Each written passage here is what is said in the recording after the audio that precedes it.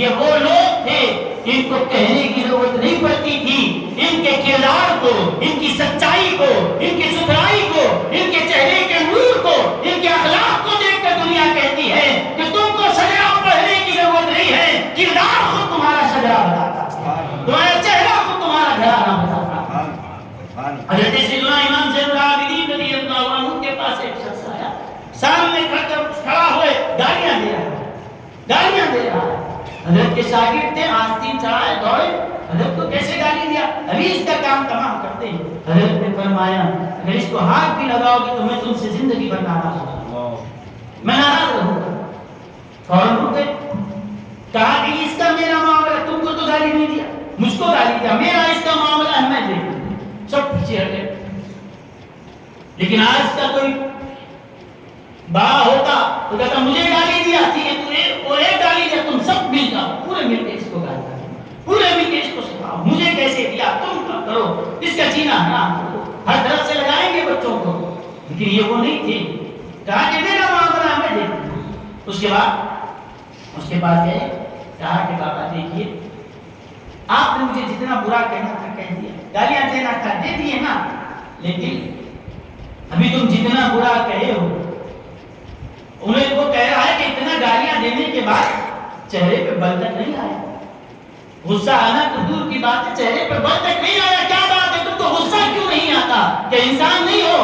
کہا کہ غصہ اس لیے نہیں آتا، تو نے مجھے جتنا برا کہا ہے میں اس سے زیادہ برا ہوں، یہ تو اللہ کا کرم ہے کہ میرے عیبوں میں پردے ڈالا ہے، اگر پردے اڑ جائے تو میری برائیاں تو تجھے دکھائی دے گی، تجھے جتنا کہا بہت کم کہا، میں تو اس سے زیادہ برا ہوں، تو نے تو ابھی کچھ دیکھا ہی نہیں، مجھے بہت کم کہا، میں تو اس سے زیادہ اپنے آپ کو برا سمجھتا ہوں۔ وہ کہنے لگا بھائی یہ کون سے انسان ہے جو ایسی باتیں کر رہے ہیں؟ اس کے بعد کہا کہ میاں دیکھ، تو نے مجھے جو کچھ کہنا تھا کہہ دیا، اگر تو مجھے کہتا ہے کہ فلاں ہے، مثال کے طور پر جھوٹے ہیں، چور ہیں، فلاں ہیں، تکبر کرنے والے ہیں، جو کچھ کہنا تھا تو نے مجھے کہا ہے نا، تو جس زبان سے تو نے یہ مجھ پر الزام لگایا، میری برائیاں گنوائی، مجھ پر ایک احسان تھا، جس زبان سے میری برائی کی ہے اسی زبان سے اللہ کے دربار میں دعا بھی کرتے کہ اللہ جو برائیاں اس کے اندر ہیں میں نے بھی گنوائی، میں خود کہتا ہوں کہ اللہ اس کی غلطی کو معاف کر۔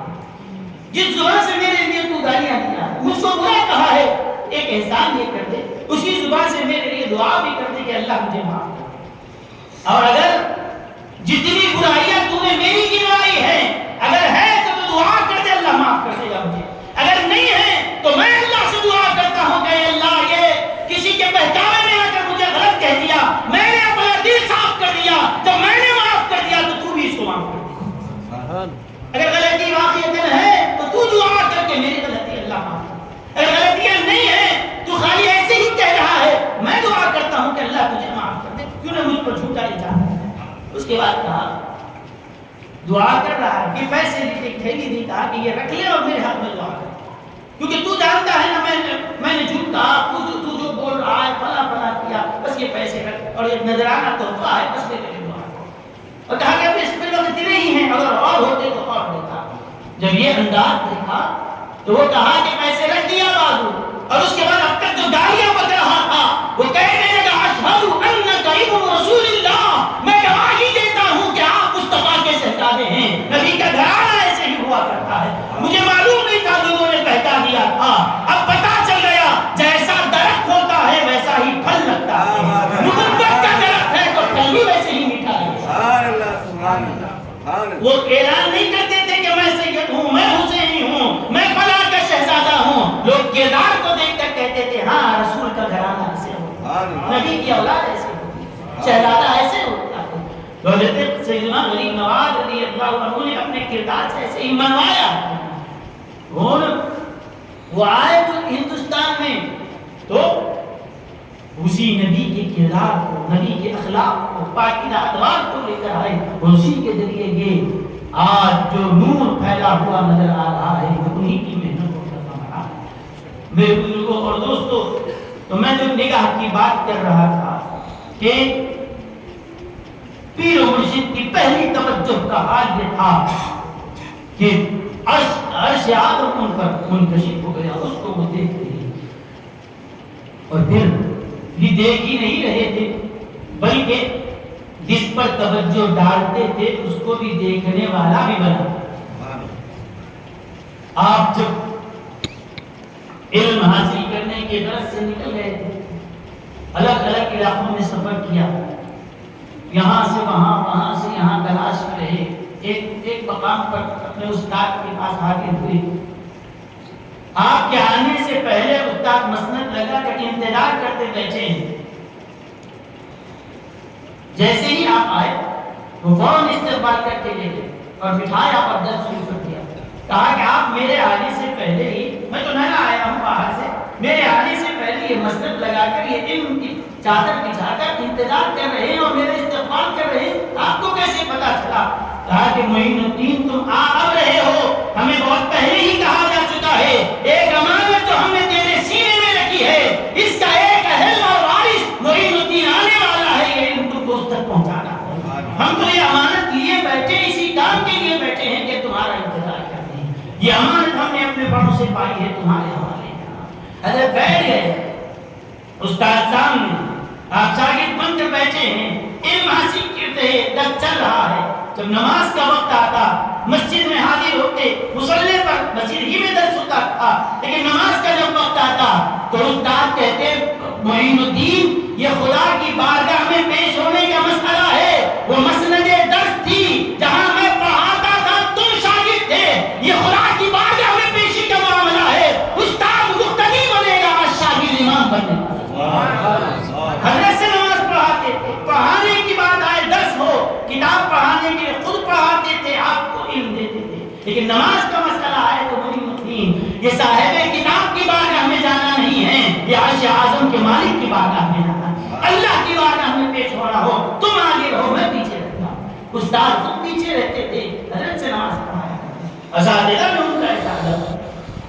وہاں سے نکل کے گئے ایک علاقے میں، آپ پہنچے، عصر کی نماز، عصر کی نماز کے بعد لوگوں نے کہا کہ بس مسجد کو تالا ڈال رہے تھے، بند کر کے جا رہے ہیں۔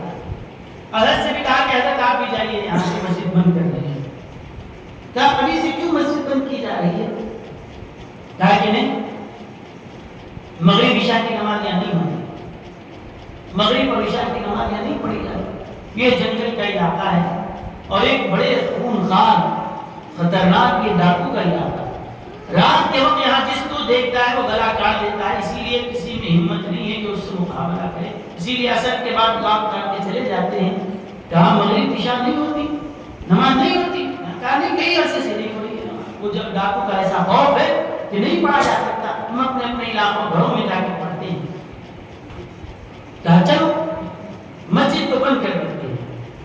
کہا کہ تم کو جانا ہو تو جاؤ، ایسے نہیں ہو سکتا کہ معین الدین زندہ بھی ہو اور اللہ کا گھر ویران ہو جائے، یہ نہیں ہو سکتا۔ لوگ کہنے لگے یہ کیا ضد کر کے بیٹھے ہیں، وہ خطرناک آدمی ہیں، تو ایک نماز کے چکر میں وہ سر تمہارا اڑا دے گا۔ حضرت علی نواز نے فرمایا معین الدین اپنا سر کرتا ہے تو کر جائے، لیکن اللہ کے گھر کو اپنے سر سے آباد کرے گا، سجدوں سے آباد کرے گا۔ یہ نہیں ہم زندہ بھی ہوں اور اللہ کا گھر ویران رہ جائے، یہ نہیں ہو سکتا۔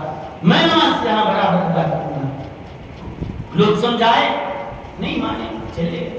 اس کے بعد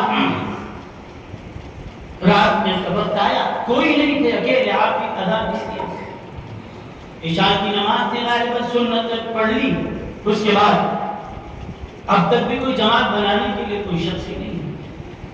اچانک وہ گزرتا ہوا دیکھا کہ یہ رات میں دیا جل رہا ہے، چراغ جل رہا ہے، میرے علاقے میں کون ہمت کیا، فوراً آیا، مسجد کے چوکھٹ تک آ گیا، آواز نکال کے کہا کون ہمت کیا یہاں پر آنے کی میرے علاقے میں، کہ تجھ کو جان پیاری نہیں، کون ہے؟ حضرت علی نواز باہر وہ تلوار نکال لیا تھا سر کاٹنے کے لیے، لیکن جیسے ہی چہرے مبارک کو دیکھا، وہ نور دیکھا تو فوراً تلوار ہاتھ سے گر گئی۔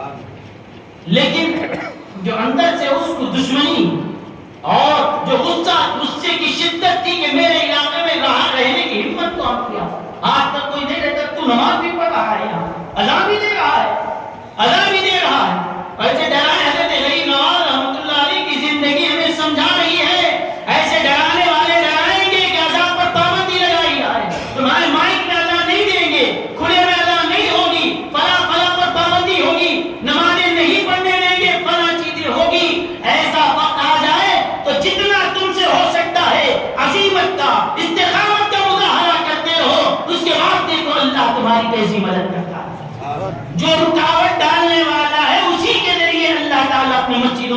لاتے ہیں.